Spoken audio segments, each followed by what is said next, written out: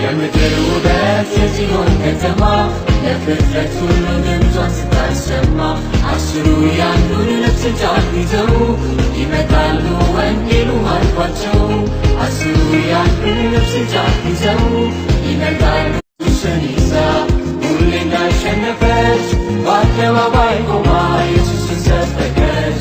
ብቻውን አምላክ ነው ብላ መሰከረች። በአደባባይ ቆማ